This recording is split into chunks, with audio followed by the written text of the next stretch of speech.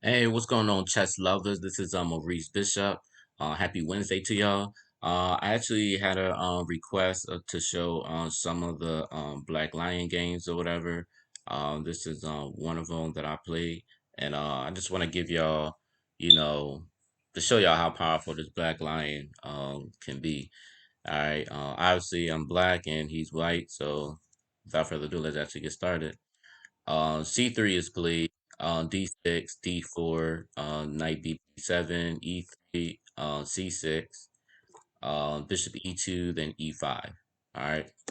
So Knight F3 is played, then Queen C7. Now the whole point, for all y'all that don't know, the whole point of Queen C7 is to maintain this pawn on E5. To strengthen it. All right. Um, he captures anyway, and a lot of Black Lion games, you don't see too many captures. I mean, you do, but probably not this early though. But and this is why I wanted to show you. I just give y'all some ideas. But he actually took my pawn. I took back with the D pawn. E4, H6.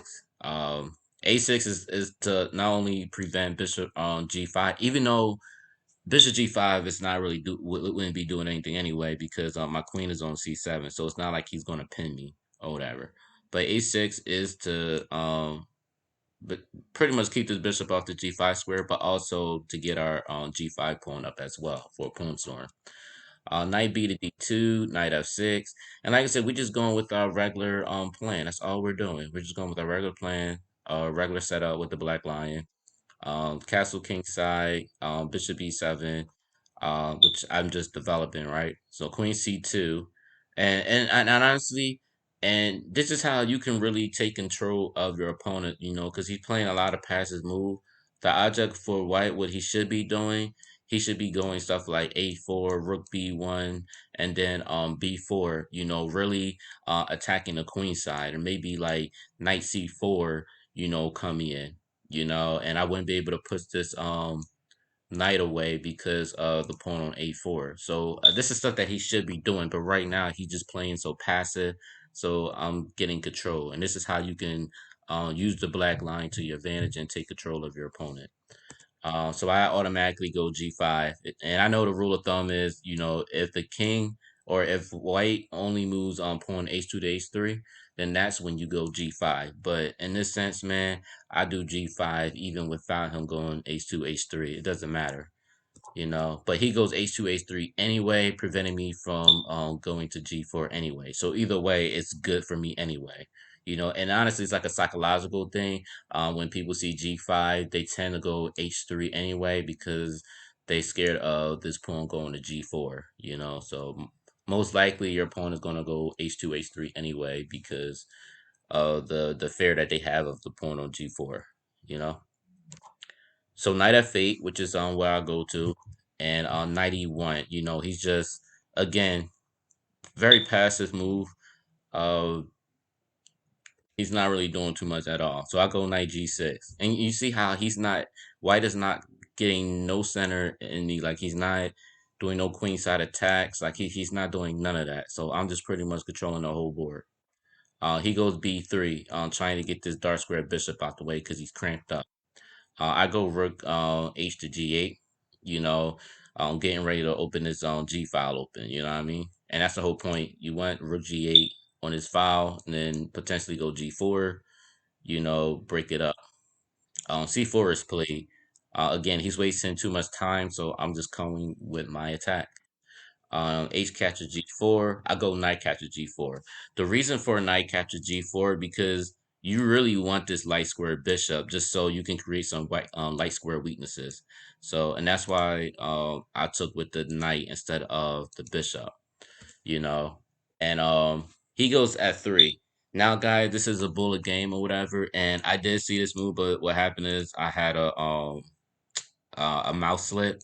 For some reason, I was trying to go here, but it wound up taking me to knight f6 for some reason. I don't know what the heck. I wound up the mouse that I had was pretty bad, so I just wound up putting I just need a new battery, so I put a new battery in it and everything, so I should be good fine. But this was a weakness, it's a big weakness or whatever, and I had to threat 93 or whatever. But But that's for all y'all to know that, especially since this knight is here. But like I said, on knight f6, this was a mouse slip. I was trying to go knight e3, it just didn't happen. Queen e2, Queen d3, which still was kind of bad for him anyway. So I go knight f4.